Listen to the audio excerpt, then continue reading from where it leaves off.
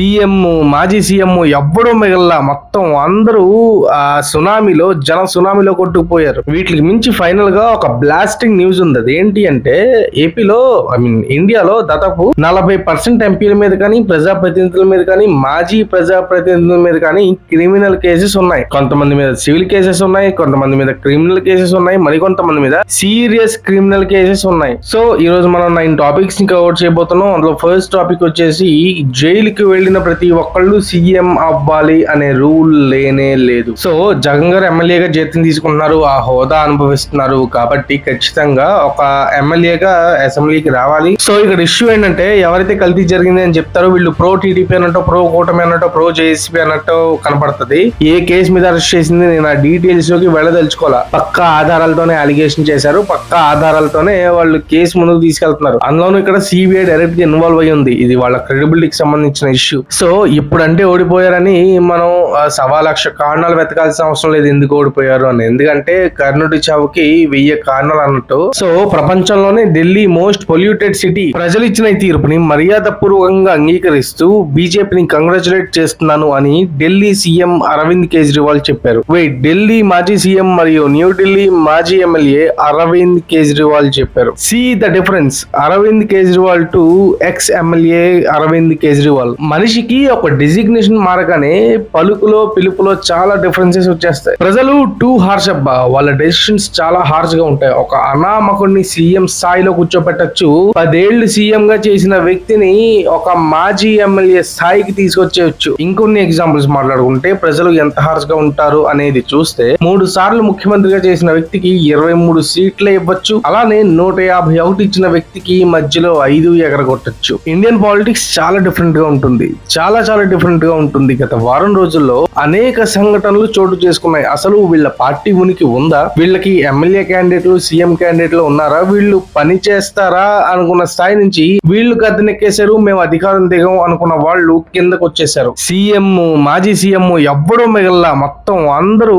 ఆ సునామీలో సునామీలో కొట్టుకుపోయారు. ఢిల్లీ విషయం పక్కన పెడితే ఇండియా వైడ్ గా చాలా మార్పులు వచ్చాయి. ఏంటి అని చూస్తే జైలుకి వెళ్ళిన ప్రతి ఒక్కళ్ళు సీఎం అవుతారు అనే రికార్డు బ్రేక్ అయిపోయింది. దాంతో పాటు కేరళ లిక్కర్ స్కామ్ అని ఒకటి కొత్తది వచ్చి దాంట్లో కూడా కవిత గారి ఇన్వాల్వ్మెంట్ ఉంది అని కేరళ పాలిటిక్స్ కి సంబంధించిన పాలిటీషియన్స్ చెప్తున్నారు. అండ్ అదే కాకుండా కేరళ లిక్కర్ స్కామ్ తో పాటు ఆంధ్రప్రదేశ్ లిక్కర్ స్కామ్ కూడా బయటకు వచ్చింది. దీని వర్త్ వాల్యూ అఫీషియల్ గా అయితే 3,000 కోట్లు అంటున్నారు. హైదరాబాద్ ని కేటీఆర్ తప్ప ఎవరు రిపేర్ చేయలేదు, కేటీఆర్ మాత్రమే డెవలప్ చేశారు అన్న ఆ స్లోగన్ పడిపోయేలాగా సీఎం రేవంత్ రెడ్డి విజన్ చాలా బాగుంది అని వరల్డ్ ఎకనామిక్ ఫోరం వాళ్ళు ఒక లెటర్ రాశారు సీఎం ని ప్రైజ్ చేస్తూ. ఏపీలో ఒక రీజనల్ పార్టీ అయిన వైఎస్ఆర్సీపీ పార్టీ నుంచి leader of opposition status YS Jagan గారికి ఇవ్వాలి అనే స్లోగన్ ఆ డిమాండ్ ఎప్పటి నుంచో ఉంది. అండ్ దాంతో పాటు రీసెంట్ గా జగన్ అన్న 2.0 వేరే విధంగా కూడా ఉంటుంది అని వైఎస్ జగన్ గారు అన్నారు. సో దానికి రెస్పాండ్ అవుతూ ఏపీ సీఎం సిబిఎన్ కూడా 2.0 లాంటిది ఏమీ లేదు, దాంతో పాటు ప్రజలే నిన్ను ఇవ్వలేదు, ప్రతిపక్ష హోదా ఇవ్వలేదు, ప్రజలే మిమ్మల్ని ప్రతిపక్ష నాయకుడిగా ఎన్నుకోలేదు, మేము రాజ్యాంగాన్ని మించి ఎలా ఇస్తాము అని చెప్పి డైరెక్ట్ గా అన్నారు. అంటే దాని అర్థం ప్రతిపక్ష హోదా ఇచ్చే పరిస్థితి లేదు, మీరు అసెంబ్లీకి వస్తే ఎమ్మెల్యేగా మాత్రమే రావాలి, ఎమ్మెల్యే హోదాలో మాత్రమే రావాలి అని సీఎం డైరెక్ట్ గానే అన్నారు. ఎకానమీని బూస్ట్ చేయడానికి ఆర్బీఐ వడ్డీ రేట్లని కొంతవరకు తగ్గించింది. అంటే ఈసారి ఎకానమీ బూస్ట్ అవబోతుంది. అప్పుడెప్పుడు తిరుమల లడ్డు తయారు చేసే నెయ్యిలో కల్తీ జరిగింది అని చెప్పి ఏపీ సీఎం గానీ ఏపీ డిప్యూటీ సీఎం గానీ లేకపోతే హిందూ సంఘాలు గానీ చాలా హడావిడి చేసాయి. సో అసలు ఆ కేసు ఉందా చచ్చుబడిపోయిందా అన్న తరుణంలో ఈ రోజు సిబిఐ 4గురిని అరెస్ట్ చేసింది. రీసెంట్ గా మనం మాట్లాడుకున్నాం, సినిమాల్లోనే కాదు ఏపీలో కూడా ఈ ఫార్మ్స్ మధ్యలో అడవి మధ్యలో ఈ కాటేజెస్ కట్టుకుంటూ ఎంజాయ్ చేసే వాళ్ళు ఉన్నారా, లగ్జరియస్ లివింగ్ లీవ్ చేసే వాళ్ళు ఉన్నారా అని మాట్లాడుకున్నాం. సో ఆ ఇష్యూ మీద రీసెంట్ గా ఏపీ గవర్నమెంట్ సిట్ ని ప్రతిపాదించింది అండ్ సిట్ ఎంక్వైరీ స్టార్ట్ అయింది. వీటికి మించి ఫైనల్ గా ఒక బ్లాస్టింగ్ న్యూస్ ఉంది. అదేంటి అంటే ఏపీలో ఇండియాలో దాదాపు 40% ఎంపీల మీద కానీ ప్రజాప్రతినిధుల మీద కానీ మాజీ ప్రజాప్రతినిధుల మీద కానీ క్రిమినల్ కేసెస్ ఉన్నాయి. కొంతమంది మీద సివిల్ కేసెస్ ఉన్నాయి, కొంతమంది మీద క్రిమినల్ కేసెస్ ఉన్నాయి, మరికొంతమంది మీద సీరియస్ క్రిమినల్ కేసెస్ ఉన్నాయి. వీటన్నింటినీ చాలా త్వరగా పరిష్కరించాలి అని చెప్పి సుప్రీంకోర్టులో ఒక పిటిషన్ పడింది. అండ్ మాజీ ప్రజాప్రతినిధులు ఎవరైతే ఉన్నారో వీళ్ళందరూ రోజువారీ విచారణకి రావాలి అని సుప్రీంకోర్టు ఆదేశాలు ఇచ్చినట్టుగా వినపడుతుంది. అండ్ వీటికి మించి ఢిల్లీ రాజకీయం మీద ఒక 4 పాయింట్స్ మాట్లాడుకుందాం. అంటే ఢిల్లీ రాజకీయాలు మనకి ఏం నేర్పింది అనేది మాట్లాడుకుందాం. మాట్లాడుకుందాం. సో ఈ రోజు మనం 9 టాపిక్స్ ని కవర్ చేయబోతున్నాం. అందులో ఫస్ట్ టాపిక్ వచ్చేసి జైలుకి వెళ్ళిన ప్రతి ఒక్కళ్ళు సీఎం అవ్వాలి అనే రూల్ లేనే లేదు. జైలుకి వెళ్ళొచ్చిన ప్రతి ఒక్కళ్ళు సీఎం అవుతారు అనే ట్రెండ్ ఏదైతే ఉందో ఆ ట్రెండ్ కి ముగింపు దొరికింది. యాక్చువల్ గా ఇది ఎక్కడ స్టార్ట్ అయింది అంటే ఎన్టీఆర్, జయలలిత, వైఎస్ జగన్, రేవంత్ రెడ్డి, సివిఎన్ వీళ్ళందరూ జైలుకి వెళ్ళి వచ్చిన తర్వాత సీఎంలు అయ్యారు. ఎన్టీఆర్ గారిది చిన్న బిడ్డీ కేసు కానీ మార్నింగ్ అరెస్ట్ ఈవినింగ్ రిలీజ్ అయిపోయారు. కాకపోతే ఈ ట్రెండ్ ఎక్కడ స్టార్ట్ అయింది అంటే జయలలిత, వైఎస్ జగన్ అండ్ రేవంత్ రెడ్డి వీళ్ళ ముగ్గురు జైలుకి వెళ్ళి వచ్చిన తర్వాత సీఎంలుగా అయ్యారు. సో ఈ ట్రెండ్ ఎప్పుడైతే కంటిన్యూ అవుతుందో ఇదే తరుణంలో సివిఎన్ గానీ లేకపోతే హేమంత్ సోరెన్ గానీ లేకపోతే ఢిల్లీ సీఎం కేజ్రీవాల్ గానీ వీళ్ళు కూడా అదే టైంలో అరెస్ట్ అయ్యారు ఫ్యూ మంత్స్ గ్యాప్ లో. ఇక్కడ ఇంట్రెస్టింగ్ గా రీసెంట్ గా సివిఎన్ గానీ లేకపోతే హేమంత్ సోరెన్ గానీ జైలుకి వెళ్ళి వచ్చి సీఎంలు అయ్యారు. కాకపోతే అరవింద్ కేజ్రీవాల్ జైలుకి వెళ్ళి వచ్చి సీఎం పదవి కోల్పోయి ఎమ్మెల్యే పదవి కూడా కోల్పోవాల్సి వచ్చింది. అండ్ ఈ ట్రెండ్ ఎందుకు ఫేమస్ అయ్యింది అంటే తెలంగాణలో గవర్నమెంట్ మారిన తర్వాత రీసెంట్ గా రేవంత్ రెడ్డి అనేక కేసులు ప్రీవియస్ గవర్నమెంట్ నడిపిన వాళ్ళ మీద పెడుతున్నారు. సో ఇక్కడ ఇష్యూ ఏంటి? కేటీఆర్ పదే పదే నన్ను అరెస్ట్ చేయి అంటున్నారు. ఇక్కడ ఇష్యూ ఏంటంటే జైలుకి వెళ్ళి వస్తే సీఎం అవ్వచ్చు అని కేటీఆర్ అనుకుంటున్నారు అని తెలంగాణ సీఎం రేవంత్ రెడ్డి పదే పదే అంటున్నారు. అంటే తెలంగాణ సీఎం దృష్టిలో జైలుకి వెళ్ళి వస్తే కేటీఆర్ సీఎం అవుతారు. సో అనేక ఆరోపణలు అనేక కేసులు ముందుకు వెళ్తున్నప్పటికీ కేటీఆర్ ని అరెస్ట్ చేయట్లా. రీజన్ ఏంటి? ఈ రీజన్స్ ఎన్నైనా ఉండొచ్చు. కాకపోతే ఒకటి జైలుకి వెళ్ళి వస్తే సీఎం అవుతారు అని సెంటిమెంట్ ఏమైనా మళ్ళీ ఫుల్ఫిల్ అవుద్దేమో అని రాష్ట్ర ప్రభుత్వం ఆగుతూ ఉండొచ్చు. అండ్ రెండోది ఏపీ విషయానికి వస్తే జగన్ గారి కేసులు ముందుకు వెళ్ళాలి అని చెప్పి జగన్ గారికి వ్యతిరేకంగా ఉన్న పక్షాలు ఎవరైతే ఉంటారో ప్రజలు ఎవరైతే ఉంటారో వీళ్ళందరూ అనుకుంటారు ఈవెన్ సిబిఎన్ ఇన్నిసార్లు పరిపాలిస్తున్నప్పటికీ కూడా ఎందుకు ఈ కేసెస్ ముందుకు తీసుకెళ్ళట్లా, ఎందుకు అరెస్టులు చేయట్లేదు అని చెప్పి మొన్న రీసెంట్ మీటింగ్ లో ఎమ్మెల్యే వైఎస్ జగన్ గారు కూడా ఏమంటున్నారు అంటే ఏముంది అరెస్ట్ చేస్తారు 3 నెలల్లో బయటకు వస్తాం మళ్ళీ సీఎం అవుతాం అని. సో ఇక్కడ జైలుకి వెళ్తే మళ్ళీ సీఎం అవ్వచ్చు అని చెప్పి ప్రతి ఒక్కళ్ళ బుర్రలో పాతుకుపోయింది. సో ఆ ట్రెండ్ అయితే ఇప్పుడు డిస్కంటిన్యూ అయింది అని చెప్పొచ్చు. సో ఒక రకంగా మాట్లాడుకుంటే ప్రజల దృష్టిలో ఈ ట్రెండ్ అనేది డిస్కంటిన్యూ అయింది. అండ్ రెండో విషయం ఏంటి అంటే అరెస్ట్ చేస్తే సింపతి వస్తది అనే పాయింట్ కూడా పోయింది. ఇక్కడ అరెస్ట్ చేసి ఆ తప్పుని నిరూపిస్తే అరెస్ట్ అయిన వాళ్ళ మీద సింపతి రాదు అనే పాయింట్ ఎప్పుడైతే ప్రూవ్ అయిందో అక్కడ తెలంగాణలో కేటీఆర్ గారి అరెస్ట్ కానీ ఇక్కడ ఏపీలో జగన్ గారి అరెస్ట్ కానీ పొలిటికల్ గా ఒక రూట్ క్లియర్ అయ్యింది. బట్ సేమ్ ఇష్యూ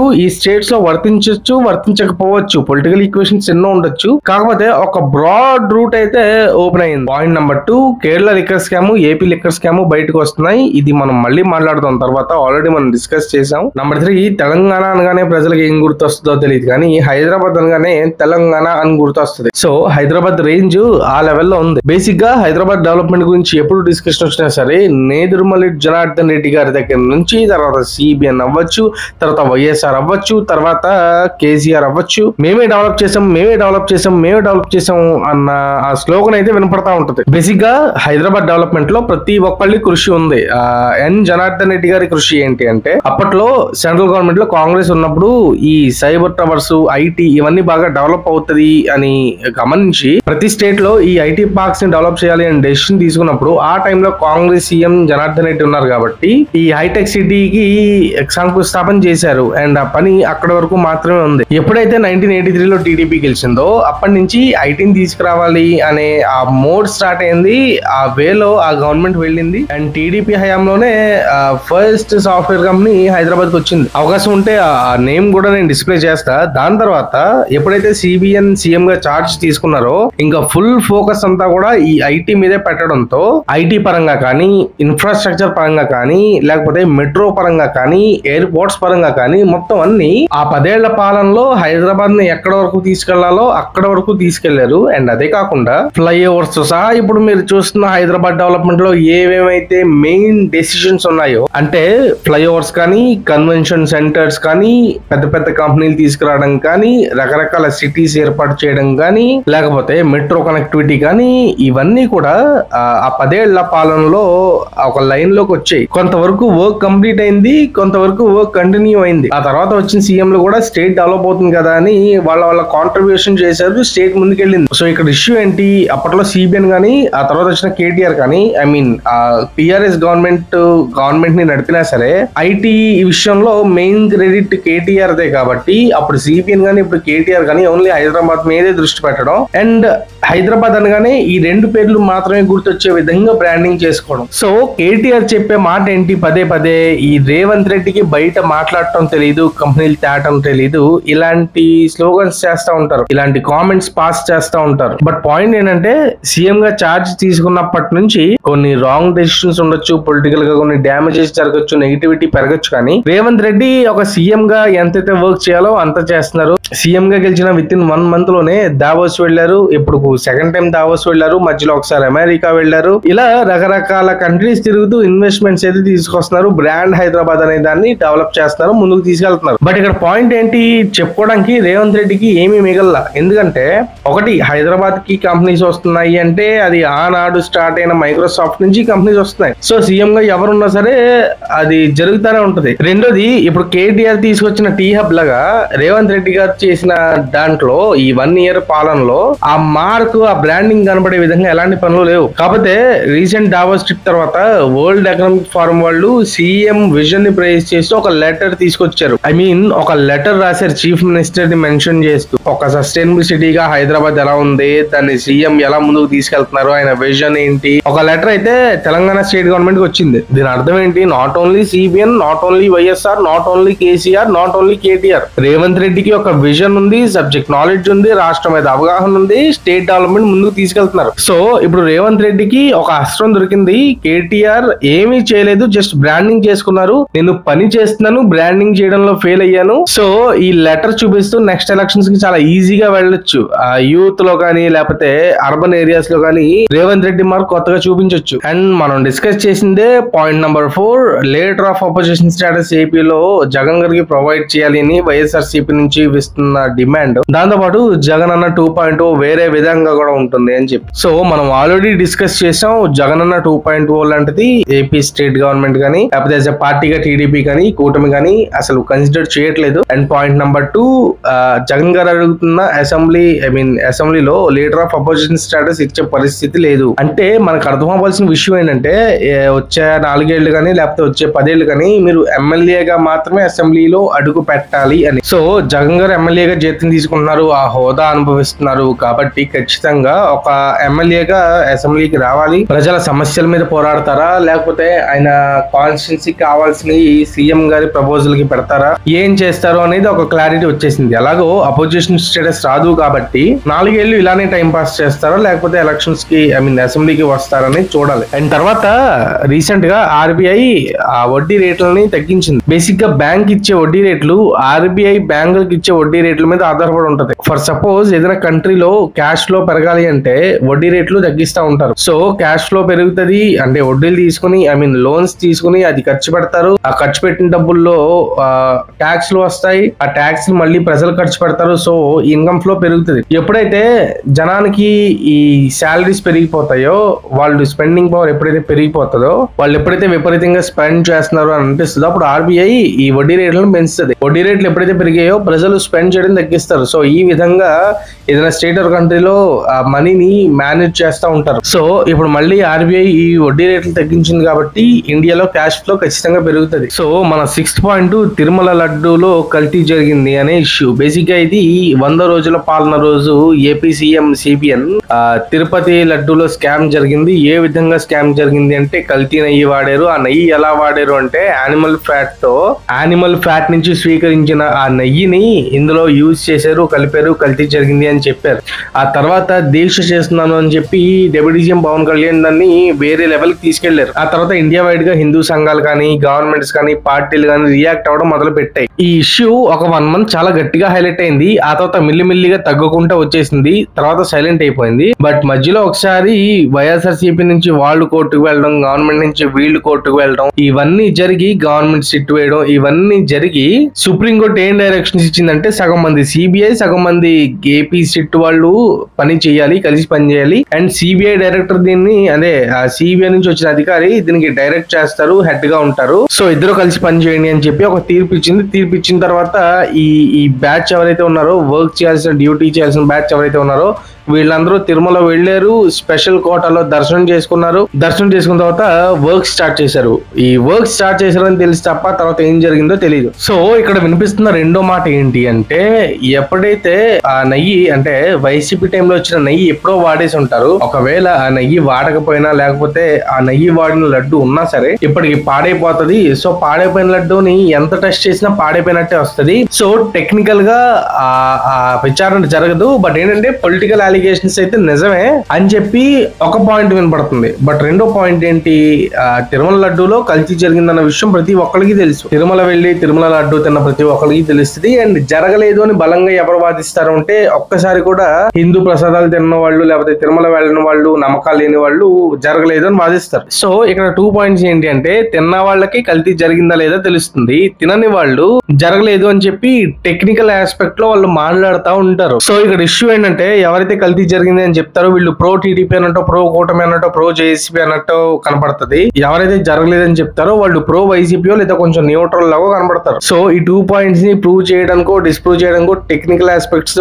ఎలాంటి ప్రూఫ్ లేదు కాబట్టి ఈ ఇష్యూ సాగిల పడిపోయింది అని అనుకున్న టైంలో రీసెంట్ గా సిబిఐ 4 అరెస్ట్ చేసింది. ఇప్పుడు ఎవరిని అరెస్ట్ చేసింది, ఏ కేసు మీద అరెస్ట్ చేసింది, నేను ఆ డీటెయిల్స్ లోకి వెళ్ళదలుచుకోవాలా. ఎందుకంటే వాళ్ళ భాగవతాలు, వాళ్ళ చరిత్రలు ఈ న్యూస్ పేపర్స్ దగ్గర నుంచి మెయిన్ స్ట్రీమ్ మీడియా వరకు మొత్తం అంతా వైరల్ అయిపోయింది కాబట్టి. బట్ ఒక్కడైతే చెప్తా, ఈ కంపెనీల అధినేతలు ఎవరైతే ఉన్నారో, ఎవరి మీద అయితే స్టేట్ గవర్నమెంట్ అలిగేషన్స్ చేసిందో వాళ్ళందరినీ అరెస్ట్ చేసింది. అంటే దీని అర్థం ఏంటి, స్టేట్ గవర్నమెంట్ దగ్గర పక్కా ఆధారాలు ఉన్నాయి, పక్కా ఆధారాలతోనే అలిగేషన్ చేశారు, పక్కా ఆధారాలతోనే వాళ్ళు కేసు ముందుకు తీసుకెళ్తున్నారు. ఇలాంటి సెన్సిటివ్ ఇష్యూస్ లో పొలిటికల్ ప్రెషర్స్ కానీ లేకపోతే ఫేక్ అరెస్ట్లు కానీ ఇలాంటివి పాసిబుల్ కావు. అందులోనూ ఇక్కడ సిబిఐ డైరెక్ట్ గా ఇన్వాల్వ్ అయ్యి ఉంది. ఇది వాళ్ళ క్రెడిబిలిటీకి సంబంధించిన ఇష్యూ. సో ఇప్పుడు మనకు అర్థమైన విషయం ఏంటంటే, తిరుమల లడ్డూలో స్కామ్ జరిగింది. ఆ స్కామ్ జరిగిన విషయం ఏపీ గవర్నమెంట్ కనిపెట్టి కేసు వేసింది. ఖచ్చితంగా దీని మీద రిజల్ట్ గట్టిగానే ఉండబోతుంది. తర్వాత మన 7th టాపిక్ వచ్చేసి, చిత్తూరు జిల్లాకు సంబంధించిన పొంగునూరు ఎమ్మెల్యే పెద్దిరెడ్డి రామచంద్రారెడ్డి గారు ఒక అడవిని సైతం కబ్జా చేసి ఆ అడవి మధ్యలో ఇల్లు కట్టుకున్నారు అని చెప్పి ఆరోపణ ఒక న్యూస్ పేపర్ చేసింది. ఒక న్యూస్ పేపర్ లో ఒక ఆర్టికల్ వచ్చింది. ఆర్టికల్ ఆషామాషిగా రాలేదు, మొత్తం డ్రోన్ షాట్స్ తో, మొత్తం ఆ మ్యాప్ తో క్లారిటీగా వచ్చింది. ఆ ఏరియా నిజంగా ఒక అటవీ ప్రాంతంలో ఒక ప్రైవేట్ వ్యక్తికి ఇల్లు ఉంది అంటే అది ఖచ్చితంగా నిబంధనలు ఉల్లంఘించి ముందుకు వెళ్ళినట్టే. సో ఇక్కడ వినపడుతున్న పొలిటికల్ కామెంట్ ఏంటి, స్టేట్ గవర్నమెంట్స్ ఆరోపణలు మాత్రమే చేస్తాయి, ముందుకు వెళ్ళవు అనే ఆరోపణ వినపడుతుంది, అనే కామెంట్స్ వినపడుతున్నాయి. బట్ గవర్నమెంట్ మారిన తర్వాత ఏపీలో ఉన్న బెస్ట్ థింగ్ ఏంటంటే, వాళ్ళు ఆరోపణలు మాత్రమే చేయట్లేదు, పక్కా ఆధారాలతో మాట్లాడుతున్నారు. సో ప్రతి కేసు ముందుకు వెళ్తుంది.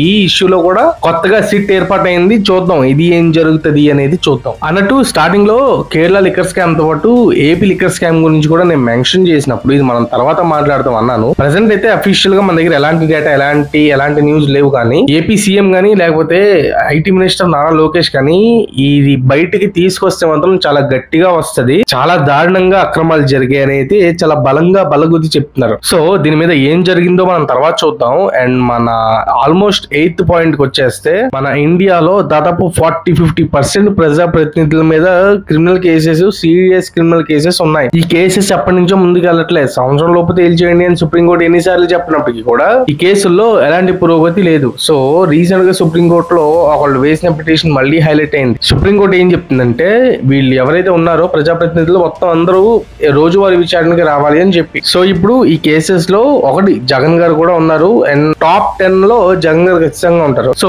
ఇప్పటివరకు అయితే సీఎం గా ఉన్నానని చెప్పి కోర్టుకు వెళ్ళలేదు. ఈసారి కోర్టుకు వెళ్తారా లేదా, నిజంగా ఈసారైనా ఈ కేసులో ముందుకు వెళ్తాయా లేదా, మళ్ళీ సాగిలు పడిపోతాయా అనేది చూడాలి. అండ్ ఇంకో విషయం ఏంటంటే, వివేక గారి కేసు కూడా మళ్ళీ ముందుకెళ్తుంది.